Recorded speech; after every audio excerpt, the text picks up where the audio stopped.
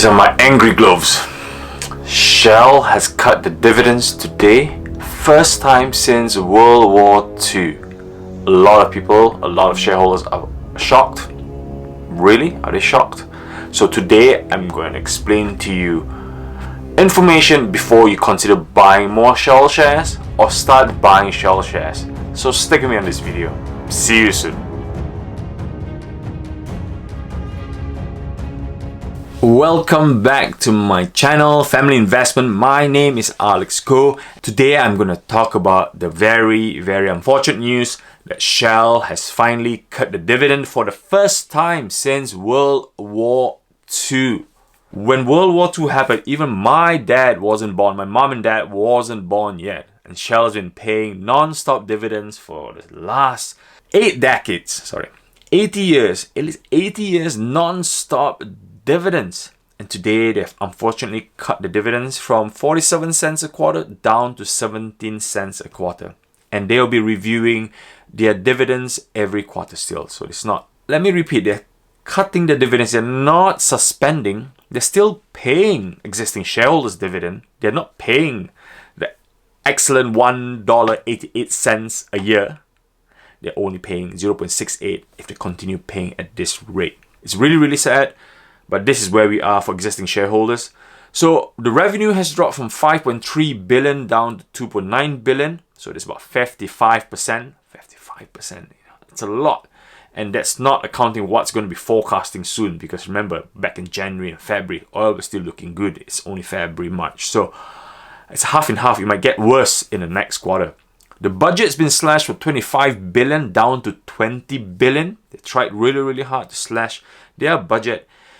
And if the dividend cut from 47 to 17, it helps to boost up $10 billion of cash. Instead of paying 15 billion out, they're only paying 5 billion. They're keeping the 10 billion round to keep the cash flow going. So they're forecasting that this will last until the end of 2020. Now, I'm trying to be different. I actually called a few friends who work at Shell today. I'm going to keep no names, say it's all confidential. And they were also in the dark about this news, They knew as much as me. They had more information from the Financial Times website released at 8:30 this morning. Really hard time for Shell. They will always pay dividends. They've always been loyal dividend payers, but they're just tight. They've got their hands tied behind their back. And they just have to keep the company going. They have to keep those 120,000 employees worldwide employed still. And that's why they had to do this very drastic measures. So, how is it compared to other companies? Okay, so far we have BP that announced that dividends are being retained. They're still paying 10p50, same as what they paid last quarter. It's still retaining. BP is still retaining. So is it time to jump from Shell to BP? So before you do that, let me explain. Let's look at a few charts, okay? Let's look at a few charts before you make up your mind. Let me bring the debt level chart. Okay, this debt level chart is really important. Compares 19 and 20. And BP, out of the lot, out of the top 6, BP are still the highest in terms of debt level burden. Simply because of the Macondo incident, the leak in the Gulf of Mexico. They've been ever paying since, Since 15, 16, 17, 18, every year I listen to their earnings, there's always something to pay. I've never seen Barack Obama so angry, making sure that BP pay every single penny back to America for damaging environment, for killing people, for the disaster incident. So BP has still high debt level. And the next in line will be Shell. Shell has high debt level as well, simply because of one reason. During the crisis of 2015, Shell bought a company called BG. They bought a company, a multi-billion takeover. They bought the company way overpriced, which really caused a huge debt burden today until today. The return on investment is really bad because when they bought the company, it was on a high where price of oil was over $100. And 3 months later, it just went. Yes, that's what happened. So that level, the likes of Total and Chevron are looking really healthy. I know Total, I worked there before, and they are great at cost cutting.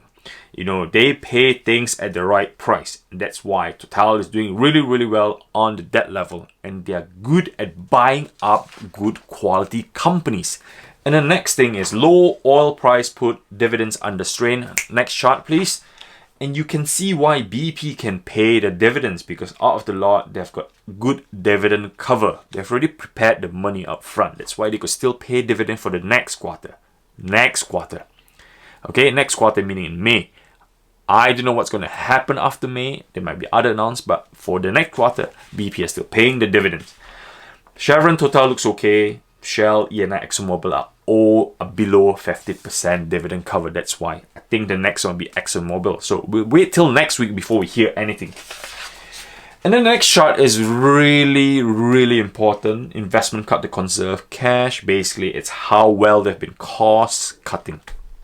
Okay. Total, look at Total. ENI, Total, they're doing really well at cost cutting. You know, they've cost cut so well compared 19 and 20. Cost cut really well. BP and Shell are not really far off from one another. Chevron and ExxonMobil are pretty up high.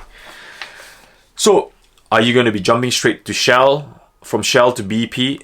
Think about it. Think about the debt burden they have. The dividend payout will be only for the quarter. Who knows what's going to happen next? So think about that before you do the transition from Shell to BP. Total looks really healthy. You know, they call themselves the global energy company now instead of global oil company. Buying up solar, buying up solar panel, wind energy, you know, doing really well on the initiative. So a better diversification there. But still, you still be in oil. They still have the same problem. Low oil means not good for oil companies. So you have to think carefully before you jump.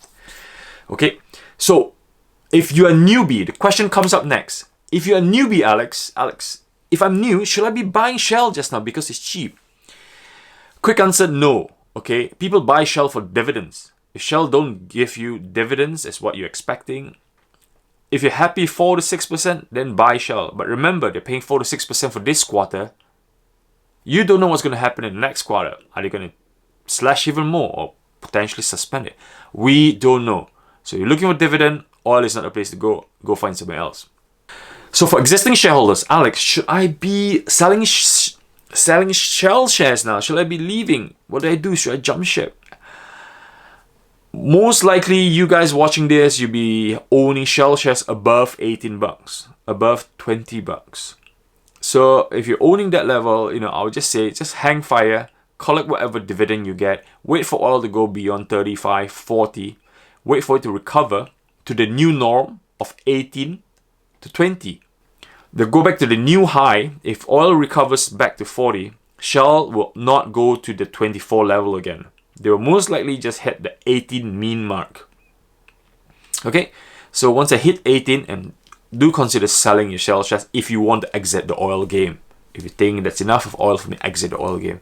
So for now, don't make loss. Wait for a bit of recovery towards the end of the year. Collect whatever dividends you can get. Then consider leaving oil companies. Okay, so should I buy more? You take the risk. I personally wouldn't buy more. There are other avenues for growth. There are other areas for growth. You know, GSK is doing well, Unilever is doing well, Costco is doing well, Diageo is doing well. It's not just oil, guys. Oil is the damaged product. You know, think about going elsewhere. Diversify. Like my rule that I've always stipulated: do not buy more than 25% of oil companies or any oil related stocks. 25% is my mark that I tell everyone. Don't go in too deep on oil. Yes, it could profit if we jump back up, but try to diversify your portfolio. Okay, so I hope you find this useful. Please do your research. Please do your investigation before. Please look at your portfolio before you buy more Shell or buy more oil. I'll leave the link below for the Financial Times reference, which I've got all my information from, so you can do a bit your own research, own that information, make a good decision before you venture in or venture out. Okay, so I hope you enjoyed this presentation, and click like, subscribe, share if somebody that find it useful. But all I can say is it's not looking good for oil. There are plenty of places that we can find advantage, but Shell for today is not. It's not great. It's bad news. Well, it's bad news only to keep cash flow going, to keep the company going, to keep 120,000 people employed. So we have to look at the positivity side of things. We have to survive for the next 100 years. Alright guys, see you soon. Bye.